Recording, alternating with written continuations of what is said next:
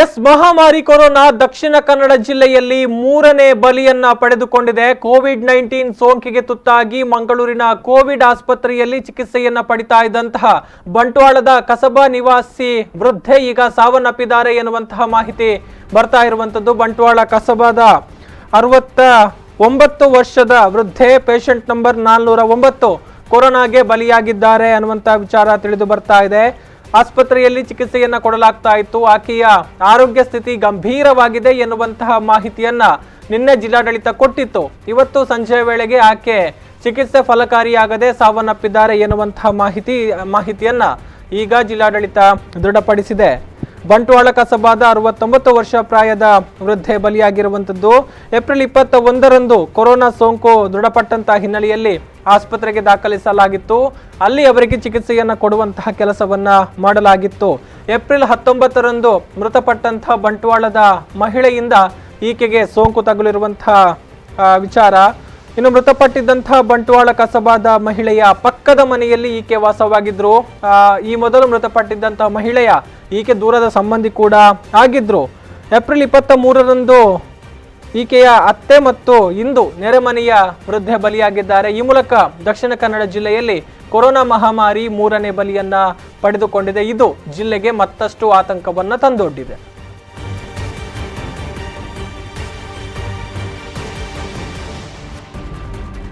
S, ಇದೇ ಒಂದು ವಿಚಾರಕ್ಕೆ ಸಂಬಂಧಪಟ್ಟ ಹಾಗೆ ಹೆಚ್ಚಿನ ಮಾಹಿತಿಯನ್ನ ಕೊಡ್ತಾರೆ ನಮ್ಮ ಬಂಟ್ವಾಳದ ಪ್ರತಿನಿಧಿ ಸಂದೀಪ್ ಸಾಲಿಯಾನ್. ಈಗ ನೇರ ಸಂಪರ್ಕದಲ್ಲಿದ್ದಾರೆ ದೂರವಾಣಿ ಮೂಲಕ. ಹಲೋ ಸಂದೀಪ್. ನಮಸ್ತೆ. ಎಸ್, ನಿಜಕ್ಕೂ ಇದು ಜಿಲ್ಲೆಗೆ ಮಾತ್ರ ಅಲ್ಲ, ಬಂಟ್ವಾಳಕ್ಕೂ ಕೂಡ ಆಘಾತಕಾರಿ ವಿಚಾರ. ಅಕ್ಕಪಕ್ಕದ ಮನೆಯ 3 ಜೀವಗಳು ಇದೀಗ ಮಹಾಮಾರಿಗೆ ಬಲಿಯಾಗಿದೆ ಅನ್ನುವಂಥದ್ದು. ಸೊ ಏನು ಹೇಳ್ತಾ ಇದ್ದಾರೆ ಈಗ ಜನತೆ, ಅಥವಾ ಜನತೆಯಲ್ಲಿ ಈಗ ಏನು ಭಾವನೆಗಳು ಮೂಡ್ತಾ ಇದೆ ಅನ್ನುವಂಥದ್ದು? ಹೌದು ಗೌತಮ್, ಇದು ಬಂಟ್ವಾಳ ತಾಲೂಕು ಮಾತ್ರ ಅಲ್ಲ, ದಕ್ಷಿಣ ಕನ್ನಡ ಜಿಲ್ಲೆಯ ಮಟ್ಟಿಗೆ ಇದೊಂದು ಅತ್ಯಂತ ವಿಷಾದನೀಯ ಸಂಗತಿ ಅಂತಲೇ ಹೇಳ್ಬೋದು. ಒಂದೇ ಬಂಟ್ವಾಳ ಪುರಸಭೆ ವ್ಯಾಪ್ತಿ, ಅದರಲ್ಲೂ ಒಂದೇ ಮನೆಯ ಅಕ್ಕಪಕ್ಕದ ಮನೆಯ ಒಟ್ಟು 3 ಮಂದಿ ಈಗಾಗಲೇ ಈ ಕೋವಿಡ್-19 ಒಂದು ವೈರಾಣುವಿಗೆ ಬಲಿಯಾಗಿರುವಂತಹದ್ದು. ಆರಂಭದಲ್ಲಿ ಏನು ಈ ಕಳೆದ ಏಪ್ರಿಲ್ 19ರಂದು ಇಲ್ಲಿ ಒಂದು ಬಂಟ್ವಾಳ ಒಂದು ಮಹಿಳೆಯಲ್ಲಿ ಕೋವಿಡ್ ಕಾಣಿಸಿಕೊಂಡಿತ್ತು. ಆ ಬಳಿಕ ಅವರನ್ನು ಆಸ್ಪತ್ರೆಗೆ ಸಾಗಿಸಲಾಗಿತ್ತು. ಆ ಬಳಿಕ ಏಪ್ರಿಲ್ 21ರಂದು 2 ದಿನಗಳ ಬಳಿಕ ಈ ಮಹಿಳೆ ಕೂಡ ಮಂಗಳೂರಿನ ಕೋವಿಡ್ ಆಸ್ಪತ್ರೆಯಲ್ಲಿ ಚಿಕಿತ್ಸೆ ಪಡಿತಿದ್ರು. ಆದ್ರೆ ಸಾಕಷ್ಟು ನಿರೀಕ್ಷೆ ಇಬ್ರು ಮಹಿಳೆಯರು ಮೃತಪಟ್ಟಿದ್ರು. ಈಗ ಈ ವೃದ್ಧಿ ಏನಿದ್ರು ಇವರು ಗುಣಮುಖರಾಗಿ ಬರ್ತಾರೆ ಅನ್ನೋದೊಂದು ಸಾಕಷ್ಟು ನಿರೀಕ್ಷೆ ಇತ್ತು. ಆದ್ರೆ ಈಗ ನಿರೀಕ್ಷೆ ಹುಸಿಯಾಗಿದೆ, ಅವರು ಮೃತಪಟ್ಟಿದ್ದಾರೆ. ಇನ್ನು ಅವರ ಮಗಳು ಇದೇ ಒಂದು ರೋಗದಲ್ಲಿ ಮಂಗಳೂರಿನಲ್ಲಿ ಚಿಕಿತ್ಸೆ ಪಡಿತಿದ್ದಾರೆ. ವಿಶೇಷವಾಗಿ ಹೇಳ್ಬೇಕಾದ್ರೆ ಒಂದೇ ನೆರೆಮನೆ ಆಚೆಚ್ಚೆ ಮನೆ ಇಬ್ರು ಈ ಒಂದು ರೋಗಕ್ಕೆ ಬಲಿಯಾಗಿರುವಂತದ್ದು ಸಾಕಷ್ಟು ಈ ಭಾಗದ ಜನರಲ್ಲಿ ಒಂದು ಬೇಸರವನ್ನು ಉಂಟು ಮಾಡಿದೆ ಗೌತಮ್.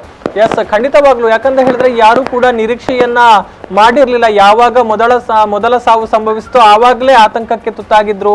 ಆ ಬಳಿಕ ಆಕೆ ಅತ್ತೆ ಕೂಡ ಸಾವಿಗೆ ತುತ್ತಾದ್ರು. ಅದು ಕೂಡ ಇನ್ನೊಂದು ಆಘಾತವನ್ನ ತಂದುಕೊಟ್ಟಿತ್ತು. ಇದೀಗ 3ನೇ ಬಲಿಯಾಗಿದೆ, ಅದು ಕೂಡ ಒಂದೇ ಭಾಗದಲ್ಲಿ ಅನ್ನುವಂಥದ್ದು. ನಿಜಕ್ಕೂ ಇದು ಆತಂಕವನ್ನ ಮತ್ತಷ್ಟು ಹೆಚ್ಚಳ ಮಾಡುತ್ತೆ ಅನ್ನುವಂಥದ್ರಲ್ಲಿ ಯಾವುದೇ ರೀತಿ ಡೌಟ್ ಇಲ್ಲ ಅಂತ ಹೇಳ್ಬಹುದು.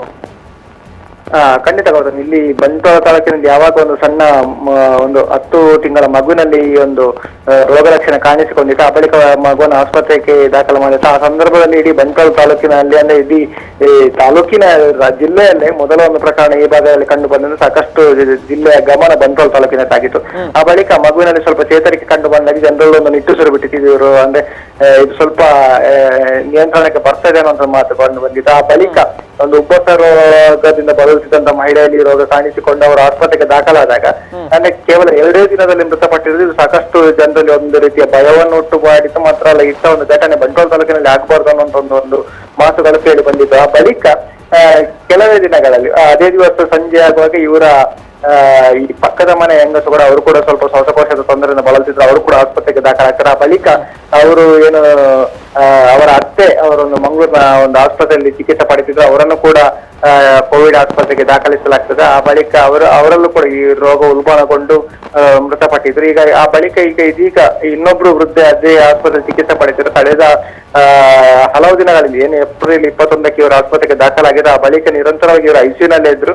ಐಸಿಯುನಲ್ಲಿ ಇವರಿಗೆ ತೀವ್ರ ಒಂದು ತುರ್ತು ಚಿಕಿತ್ಸಾ ಘಟಕದಲ್ಲಿ ಇವರಿಗೆ ಚಿಕಿತ್ಸೆ ನೀಡಲಾಗ್ತಿತ್ತು. ಆದ್ರೆ ಈ ಒಂದು ಯುದ್ಧ ಕೊರೋನಾದ ಯುದ್ಧ ಏನಿದೆ ಇದರಲ್ಲಿ ಒಂದು ಗೆದ್ದು ಬರ್ತಾರೆ ಅನ್ನೋ ಸಾಕಷ್ಟು ನಿರೀಕ್ಷೆಯನ್ನು ಇಟ್ಟುಕೊಳ್ಳಲಾಗ್ತಿ. ಇಂಥ ಒಂದು ಘಟನೆ ಅಂದ್ರೆ ಇದು ಮರಣದ ಸಂಖ್ಯೆ ಜಾಸ್ತಿ ಆಗ್ಲಿಕ್ಕಿಲ್ಲ ಅನ್ನೋ ಒಂದು ನಿರೀಕ್ಷೆಯಲ್ಲಿ ಈ ಭಾಗದ ಜನರಿದ್ರು. ಆದ್ರೆ ಇದು ಮತ್ತೊಂದು ಒಂದು ಆಘಾತವನ್ನೇ ನೀಡಿದೆ ಅಂತ ಹೇಳಿ ಹೇಳ್ಬೋದು. ಬಂಟ್ವಾಳ ತಾಲೂಕಿನಲ್ಲೂ ಅದು ಕೂಡ ಒಂದೇ ಆ ಕಡೆ ಈ ಕಡೆ ಮನೆಯ ನೆರೆಹೊರೆ ಮನೆಯಲ್ಲಿ ಇಂಥೊಂದು ಘಟನೆಗಳಾಗಿರೋದು ಈ ಭಾಗದ ಜನರಲ್ಲಿ ತುಂಬಾ ಒಂದು ನೋವನ್ನು ಉಂಟು ಮಾಡಿದೆ. ಗೌತಮ್, ಎಸ್, ಇನ್ನು ಈಗ ಮೃತಪಟ್ಟಿರುವಂತಹ ಮಹಿಳೆ ಯಾರಿದ್ದಾರೆ ಅವರ ಆರೋಗ್ಯ ಪರಿಸ್ಥಿತಿ ಈ ಹಿಂದೆ ಹೇಗಿತ್ತು? ಅಂದ್ರೆ ಈಗ ಮುಖ್ಯವಾಗಿ ಈ ಒಂದು ಸೋಂಕು ತುತ್ತಾಗಿರುವಂತದ್ದೇ ಅವರ ಸಾವಿಗೆ ಕಾರಣವ, ಅಥವಾ ಈ ಹಿಂದೆ ಏನಾದ್ರೂ ಪ್ರಮುಖವಾಗಿ ಮಾರಣಾಂತಿಕವಾಗಿ ಅವರಿಗೆ ಏನಾದ್ರೂ ಆರೋಗ್ಯದ ಸಮಸ್ಯೆಗಳಿತ್ತ? ಈ ಬಗ್ಗೆ ಏನಾದ್ರೂ ಮಾಹಿತಿಗಳು ಅಲ್ಲಿ ಅಕ್ಕಪಕ್ಕದವರಿಂದ ತಿಳಿದು ಬಂದಿದ್ಯಾ ಏನಾದ್ರೂ ಅನ್ನುವಂಥದ್ದು ಸಂದೀಪ್? ಹೌದು, ಈ ಹಿಂದೆ ಅವರು ಶ್ವಾಸಕೋಶದ ಏನು ತೊಂದರೆ ಇತ್ತು ಅದರಿಂದ ಬಳಲ್ತಿದ್ರು. ಈ ಆರಂಭದಲ್ಲಿ ಯಾವ ಮಹಿಳೆ ಈಗ ಬಂಟ್ವಾಳ ತಾಲೂಕಿನಲ್ಲಿ ಮೃತಪಟ್ರ ಆ ಮಹಿಳೆಯಲ್ಲಿ ಯಾವ್ದು ರೋಗ ಲಕ್ಷಣಗಳಿತ್ತು ಅಂದ್ರೆ ಶ್ವಾಸಕೋಶದ ತೊಂದರೆಯಿಂದ ಅವ್ರು ಬಳಸಿದ್ರು. ಸೇಮ್ ಅದೇ ರೋಗದಿಂದ ಇವರು ಕೂಡ ಬಳಸಿದ್ರು. ಅದ್ರ ಜೊತೆಗೆ BP ಮತ್ತು ಶುಗರ್ ಕೂಡ ಪೇಷಂಟ್ ಆಗಿದ್ರು. ಆ ಕಾರಣಕ್ಕಾಗಿ ಇವರು ಆರಂಭ ದಿನದಿಂದಲೇ ಇಲ್ಲಿನವರೆಗೂ ಇವರನ್ನು ICU ನಲ್ಲಿ ಚಿಕಿತ್ಸೆ ಕೊಡಿಸಲಾಗ್ತಿತ್ತು. ಅಂದ್ರೆ ಅಲ್ಲಿಂದ ICU ನಿಂದ ಇವರು ಇಷ್ಟೊರೆಗೆ ಅಂದ್ರೆ ಹೊರಗೆ ಬಂದೇ ಇರಲಿಲ್ಲ. ಅಂದ್ರೆ ICU ನಲ್ಲಿ ಇವರಿಗೆ ಒಂದು ಕೃತಕ ಒಂದು ಉಸಿರಾಟದ ವ್ಯವಸ್ಥೆಯ ಮೂಲಕ ಇವರಿಗೆ ಒಂದು ಚಿಕಿತ್ಸೆ ನೀಡಲಾಗಿತ್ತು. ಆದ್ರೆ ಇದು ಯಾವುದೇ ರೀತಿಯ ಒಂದು ಪರಿಣಾಮಕಾರಿ ಆಗಲಿಲ್ಲ. ಇವರ ಇದಕ್ಕೆ ಒಂದು ಚಿಕಿತ್ಸೆಗೆ ಸ್ಪಂದನೆ ನೀಡಿದ ಕಾರಣಕ್ಕಾಗಿ ಈ ಒಂದು ದುರ್ಘಟನೆ ಸಂಭವಿಸಿದೆ. ಗೌತಮ್, ಎಸ್, ಇನ್ನು ಮೃತರ ಅಂತ್ಯಕ್ರಿಯೆಗೆ ಸಂಬಂಧಪಟ್ಟ ಹಾಗೆ ಏನಾದ್ರೂ ಡೀಟೇಲ್ಸ್ ಇದೆಯಾ ಅನ್ನುವಂಥದ್ದು? ಅಂದ್ರೆ ಬಹುಶಃ ಈಗ ಮಂಗಳೂರಿನಲ್ಲಿ ಕೇಳಿ ಬರ್ತಾ ಇರುವಂತಹ ಮಾಹಿತಿ ಪ್ರಕಾರ ಏನು ಬೋಳೂರಿನಲ್ಲೇ ಮಾಡಲಾಗುತ್ತೆ ಅನ್ನುವಂತಹ ನಿರ್ಧಾರಕ್ಕೆ ಈ ಹಿಂದೆ ಎಲ್ಲರೂ ಕೂಡ ಬಂದಿದ್ರು. ಅಂದ್ರೆ ಬಹುಶಃ ಎರಡನೇ ಮಹಿಳೆ ಮೃತಪಟ್ಟಂತಹ ಸಂದರ್ಭದಲ್ಲಿ ಜಿಲ್ಲೆಯಲ್ಲಿ ಆಗಿರುವಂತಹ ಅಧ್ವಾನಗಳು ಕೂಡ ಗೊತ್ತಿದೆ. ಸೊ ಈ ಬಗ್ಗೆ ಆ ಮನೆಯವರ ಮೂಲದಿಂದ ಏನಾದ್ರೂ ಮಾಹಿತಿಗಳು ಈಗಾಗಲೇ ಏನಾದ್ರೂ ಬರ್ತಾ ಇದೆಯಾ ಅನ್ನುವಂಥದ್ದು ಸಂದೀಪ? ಮನೆಯವರ ಮೂಲವರು ಅಂತ ಹೇಳಿದ್ರೆ ಇಲ್ಲಿಗೆ ಯಾರು ಅವರು ಸಿಕ್ತಿಲ್ಲ. ಯಾಕಂತ ಹೇಳಿದ್ರೆ ಎಲ್ಲರೂ ಕ್ವಾರಂಟೈನ್ ಮಾಡೋ ಕಾರಣಕ್ಕಾಗಿ ಎಲ್ಲರೂ ಕ್ವಾರಂಟೈನ್ ಅಲ್ಲಿ ಇದ್ದಾರೆ.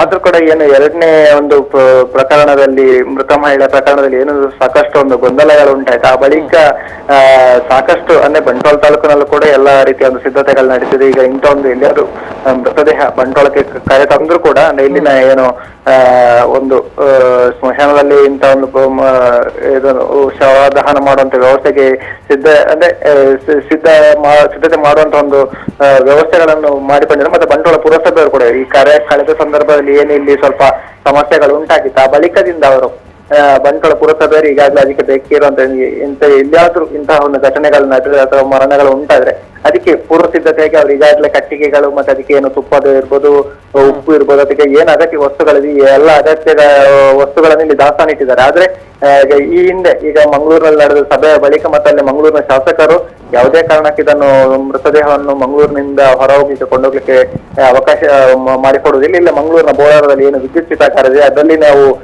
ಈ ಅಂತ್ಯಕ್ರಿಯೆಯನ್ನು ನಡೆಸಲಿಕ್ಕೆ ಎಲ್ಲ ಅವಕಾಶವನ್ನು ಮಾಡಿಕೊಡ್ತೇವೆ ಅನ್ನುವಂತ ಮಾತನ್ನು ಅಲ್ಲಿ ಶಾಸಕರು ಹೇಳಿದ ಕಾರಣಕ್ಕಾಗಿ ಇದು ಬಹುತೇಕ ಮಂಗಳೂರಿನಲ್ಲಿ ಆಗ್ಬಹುದು. ಸಪೋಸ್ ಅದು ಎಲ್ಲಿಯಾದ್ರೂ ಆಗುದಿಲ್ಲ, ಜನರ ವಿರೋಧ ಬಂದು ಅಂತ ಹೇಳಿದ್ರೆ ಬಂಟ್ವಾಳದಲ್ಲಿ ಇದಕ್ಕೆ ಸಕಲ ಸಿದ್ಧತೆಗಳು ಇದೆ. Gautam, yes, thank you Sandeep ತಮ್ಮೆಲ್ಲ ಮಾಹಿತಿಗಾಗಿ.